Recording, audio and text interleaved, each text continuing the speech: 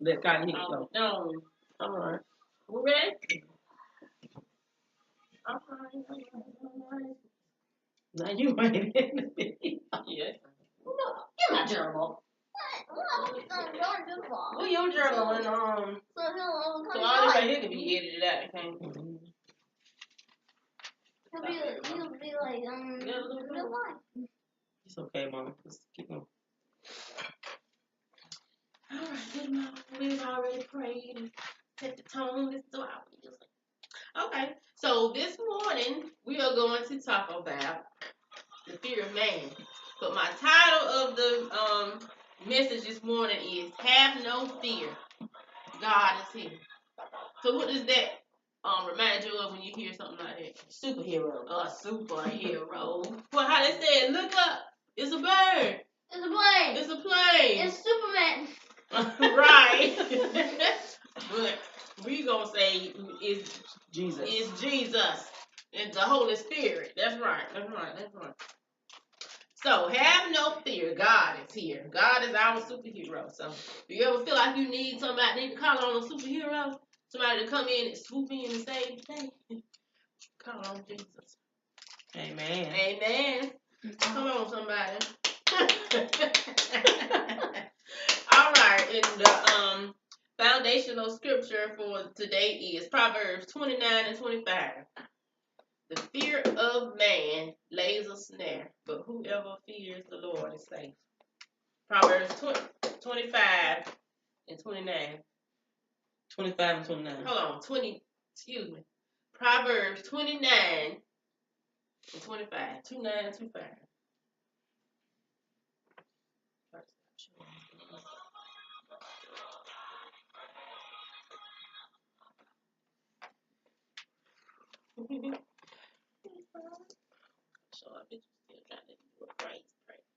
Okay, Proverbs 29 and 25.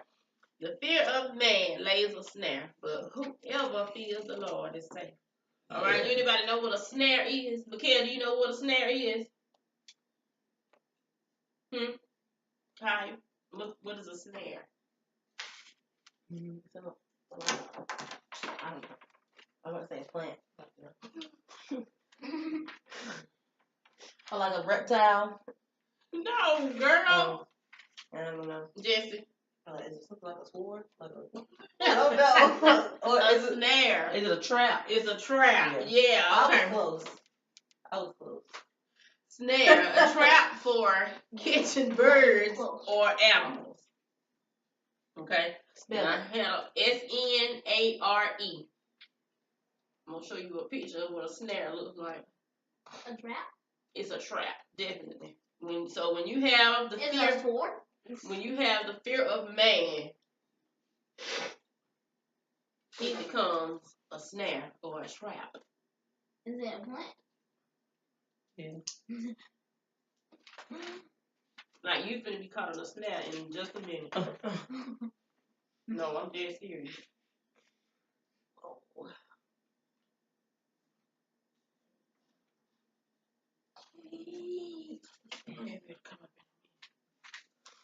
But you know, people set snares to catch birds and animals. Like people have trouble with squirrels in the yard, you know, so they set a trap, which is a snare to catch the animal. So here we go. Right here, I'm gonna show you. I'm gonna try to show you the most gruesome picture so you know. What are you doing? Like, say you didn't want to be in the video. So be quiet. So, what do you think being in the snare of man entails? Like, okay, this is another question. What is fear of man? What causes you to be in fear of man? Or what is fear of man? When you're afraid of people's opinions, you're scared to be around, like you have social anxiety, you're antisocial, anything. You're just afraid of you. It's kind of just antisocial, like, or you're just afraid to be of people. Fear of man is just a person. You can be, I don't know, if somebody, you feel threatened by somebody or. Need for approval. Yeah, Need for approval yeah. or fear of disapproval. Yeah, rejection. Need for acceptance. Yeah. Peer pressure. Yeah. Need of honor or recognition. You're afraid of criticism or humiliation. So when we talk about the peer pressure thing, I was watching a movie last night on Lifetime, and it was called Death of a Cheerleader. Yeah. You ever seen that before? Yeah, we watched it last night. That's old. Okay, that's what a snare looks like. Can you see the dog caught in there? Yeah. Bring it closer. They put them on the leaves. Right. Yeah, pass that around so car you can see what a snare looks like. They be camouflaged. Yes, it's camouflage. You don't realize you stepping in a trap when you trying to You can see you in the. what's the word? It's okay. Satisfy everybody. You don't realize it's a trap. Okay. A snare is camouflage. It's camouflage, That's right? So remind me to talk about that, about being camouflage. So in the movie, it was like what 4 or 5 little girls, and they had created this little group, and they were the best or something like that. Yeah. Anyway, this girl she didn't have as much money as the rest of the girls. Anyway, they wound up allowing her to be in their group, and she was trying to she tried out for the cheerleading squad. And one of the girls on the team made it, but she didn't make it. She was a little girl with short red hair. Anyway, she was so fixated on that girl that made the cheerleading squad, which was also in the little Beth crew. She was so fixated on her that she wound up stabbing and killing her. She kept asking her, "Why won't you just talk to me? Why don't you just be my friend?" She wound up lying to the little girl's mama to get, to be able to get her out of the house so she could get in the car with her. And the girl realized that she had lied, and she was like, "Well, you lied to my mama. First you lied to me, and then you lied to my mama just to get me in this car." And the girl was like, "Well, I thought maybe we could just get in the car and ride and talk. Then maybe I could get you to understand. Maybe you want to be if we can spend some time together," is what she said. I can get you to like me. And that girl was like, "No, you lied. Because that's not what you told my mama." She had told the girl's mama that they were going to eat dinner. It was something that the little crew had set up. So some kind of dinner or something. Anyway, the girl jumped out the car. So the girl started, by now it was nightfall. She started following her, and the girl looked back. She was like, "Well, you just go ahead, like you are scaring me." So the little girl ran up to the neighbor's house, knocked on the door. The neighbor came and got her, came to the door, got her, took her home. This girl that was so bent on somebody liking them, this peer pressure, this fear of man, afraid of what people thought of her, followed the child home, got out her car and stabbed her. And the child wound up dying in the middle of the street because she couldn't, she didn't have the energy to get into her house. So she crawled out to the street and died in the middle of the street. Oh, goodness. And this girl, I almost want to say she was psychotic because she went through the funeral. She went through to the little, where they light the candles and, what you call that thing? Candlelight. Yeah. Vigil. Yeah. She went to that with them. And she was so supportive, as if she did not do it. And then when everybody found out it was her, they was so shocked. Because she had literally blended in, with everybody. After the girl died, the girl was a leader or something. And after she died, they made her the leader. After she died, they wound up making the murderer the leader. And she was just like, well, yes, I would love to if that's what you all would like. But that was what she really wanted. Because before she killed that girl the girl told her, "No, you don't want to be my friend. You really you want to be me." Is what she was saying. So when the girl had jumped out the car, she was walking up the road, and the girl was sitting in the car talking to herself. She was like, she gonna tell everybody. Like, she gonna tell everybody what happened. And they not gonna like me. They're gonna be mad with me. And, you know, yeah, all of that stuff. So that's what ultimately made her kill her, because she was afraid that everybody was going to be mad with her, is what she's saying. So back to the camouflage, about how when you fall into a snare, how you don't even realize that it is a trap. It, like we said, it's camouflage. Now, when we were, when everybody was alive in our family, we would all sit on the porch and basically just sit around and talk and gossip, you know, tell stories, and this happened on the job yesterday, and this happened and that happened. And what I didn't realize is that was a snare for me, because I grew up being afraid of what they might be talking about sitting on that porch while I wasn't there, which ultimately spilled over to me worrying about what other people, you know, were saying when I was not there. So it's definitely a snare that's camouflage. And truth is, I participated in that thing. So I know what happens when I am there. So if I'm not there, you can only imagine. Yeah. Because whoever is not there is the topic of the conversation. Okay. So, and when they pulled up, the conversation switched. And if one left, then that one became the topic of conversation. I find myself trying to stay there and be the last one to leave, so they don't talk about me. Now that's what you call fear of man. Oh, that was good. That's what you call a fear of man. And that right there just came to me. That I actually would stay the longest, so I could be the last one there, so that they wouldn't talk about me. But the thing is, it was time to get go to the bathroom. Yeah. So at some point, you want to get everybody decide, okay, we want to go to the store. You want something from the store? Everybody want Coca-Cola, pizza. Give me a piece of chocolate. You be the one to go to the store. Guess what? That's their time to zoom in on you. And when you come back, everybody, hey, come on in. You know, like nothing has even happened. So that calls you. That's the trap that you fall in. You don't even realize that snare is there. But that's those one of those generational curses also causing strife. That stuff causes strife, because eventually it's gonna leak out, and somebody's gonna sit back and say, you know what, this ain't right.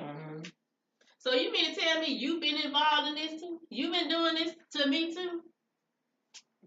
But like he told me this morning, I was thinking about somebody in our family, and he was like, she was trained to not like you. She just doing what she was trained to do. Because I was like, well, why they act? What's the problem? She was taught that. So she just doing what she was taught. And just would talk like nobody. Just like the rest of us, you know, like that's how generational curses pass through. We just do what we were taught. But at some point, you know, we had to grow up and do different. But the fear of man cripples you. It'll stagnate you. It'll make you afraid to move. It's a form of slavery. You saw those pictures that I showed you. It's a form of slavery, because it has you stagnated, you crippled. You thinking to yourself, well, I want to move, but I'm scared to. That's second guessing. And then that's also timidity. You thinking, well, should I go, or I don't know how such and such gonna feel if I do it like this. I wonder what they gonna say if I tell them I did this. You know, that type of thing. Instead of being bold and just like, I'm going because I know I got a word from the Lord. I'm going whether you like it or not. Yeah. You know? And then it'll cause you to be disobedient to Christ. And you have poor self-confidence, because every time you decide, ooh, I don't know if I want to do that, that's just like gnawing at your confidence. Just gnawing, instead of building you up, it's basically tearing you down. And then, like I said, you can stun it, inactive, indecisive, and your faith is wavering. And he tells us anybody with unwavering faith is an unstable man. I mean, he said if you could just have faith the size of a grain of a mustard seed, that's not a whole lot of faith at all. Like, I'm trying to work with you. This to keep you from having unwavering. If you just have this little bit of faith, then, you know, I can help you through. And then I was reading about how when things like this happen, it really, what causes us to be disobedient, what causes us to be stunted, what causes our feelings to be hurt when we have a fear of man is our pride. It's pride. It's all rooted in pride. You know, because you don't want to see past. You know what they are saying. It's pride. It's your pride. It's definitely your pride. So I want to read this short story right quick. It's good. It's long, but you know I shortened it up. I'm trying to kill him. And it's called. It's not a certain type of fear, like I said, fear of man, but it's just talking about conquering fear. And this is an Ethiopian fable. It's good.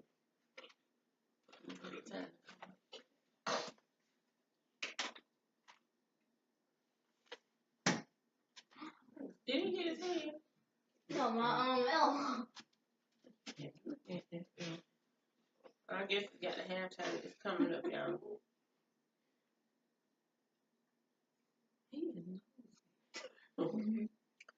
Let me go through and see what else I can talk about. Anybody want to add something? I know what I want to talk about. Peter.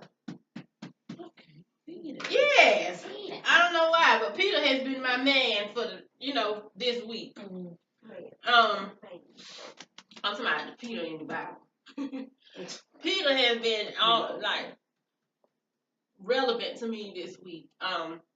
Talk about having the fear of man. Peter denied, because Peter was so afraid of man and what man could do. He denied Jesus 3 times, and Jesus already knew, that he was going to do it. And how do we know he knew? Oh, I read that. How we know that Jesus knew? Because he told him, Peter, you gonna deny me 3 times before the cock crows. Mm-hmm. So the first time he denied him, it said something about they were like standing around the fire, warming themselves, and somebody came up like, "What are you with? That dude Jesus?" He's like, "I don't know him. I don't know that man." So another person came up. He was like, "What are you with? Jesus now?" He was like, "No, I went with him." So Peter was so afraid, and then the third person came up. He was like, "I know I saw you with somebody. I know you were with Jesus." And Peter was like, "Listen, I don't know this man." As soon as that came out of his mouth, that rooster crowed. No. But Peter was more afraid of what man could do to him. His fear was greater.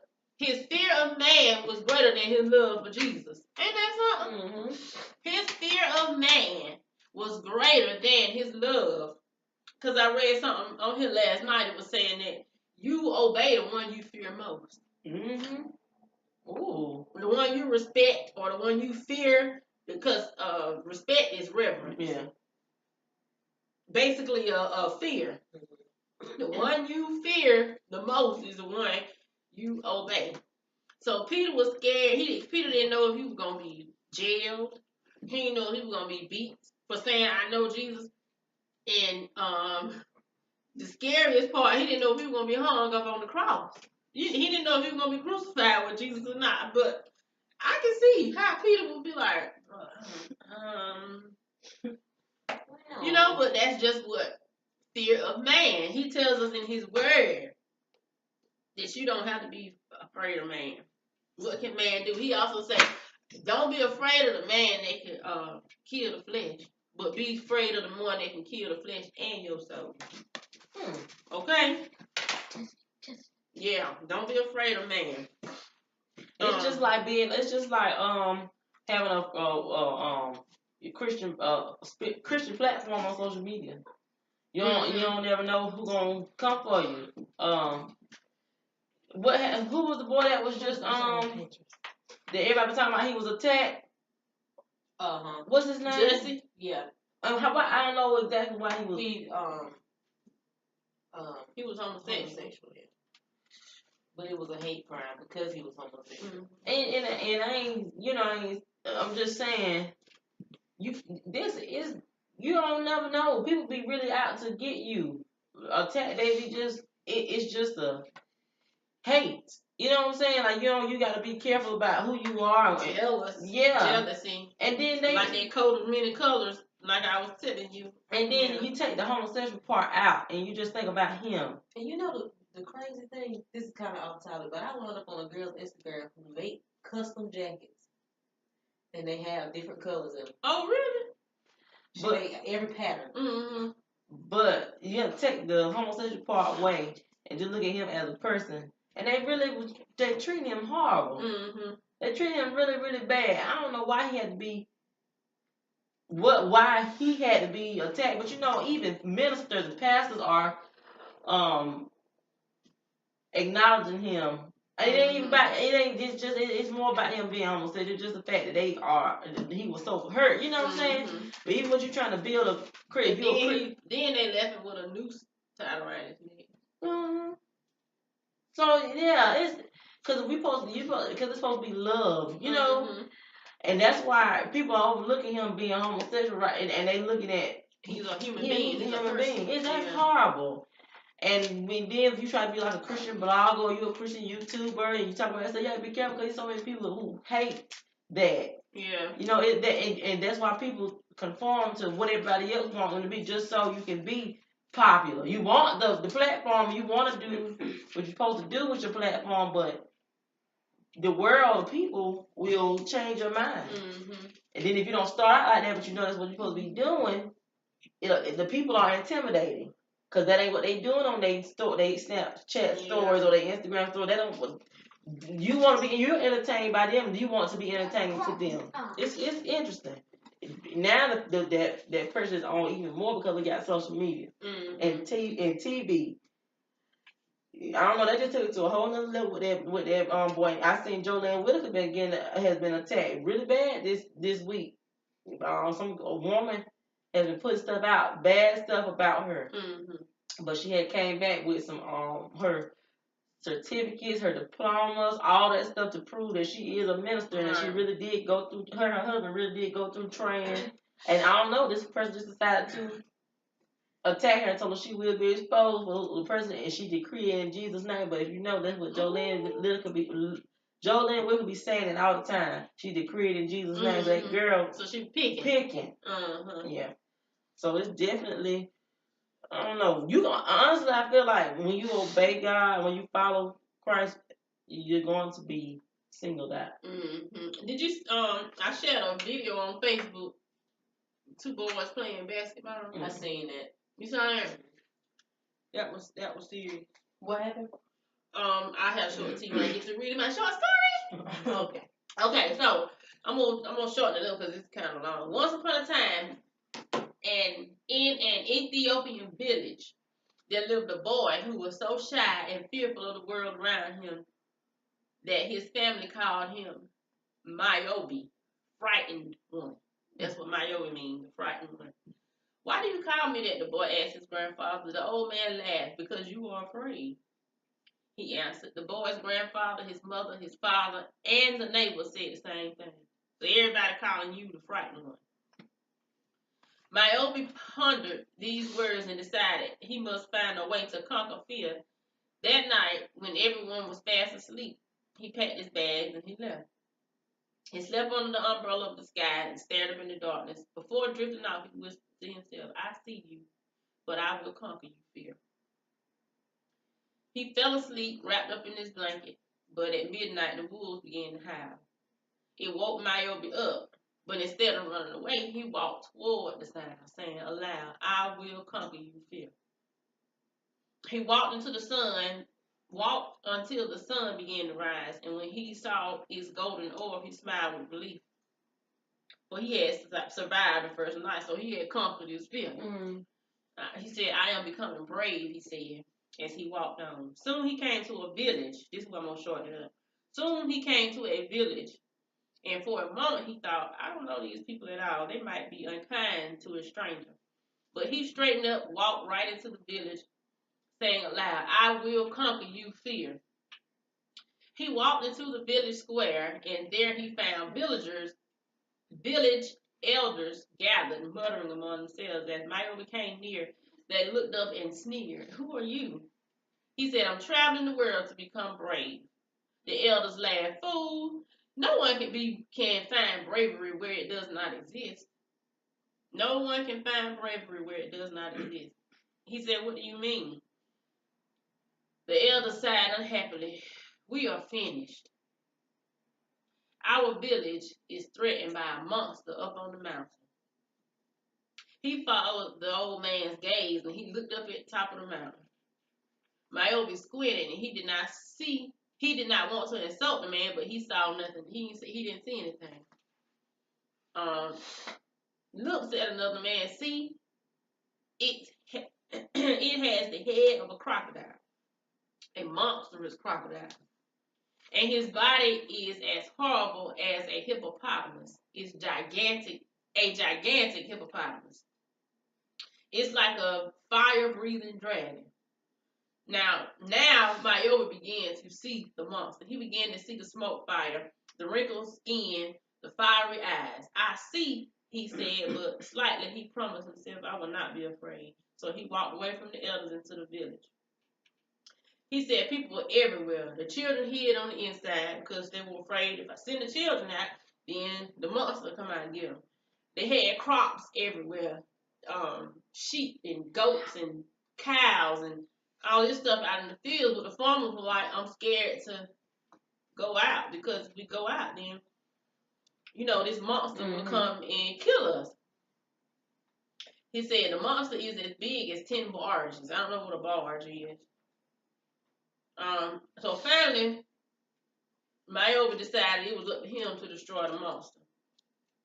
So he walked up the mountain, and he got nervous. He said he felt a chill run down his spine. That monster looked even bigger and fierier than any dragon, fiercer than a whole pack of wolves or a nest of snakes. He remembered the days when he had been afraid. He took a deep breath and he began to climb. And he continued to climb.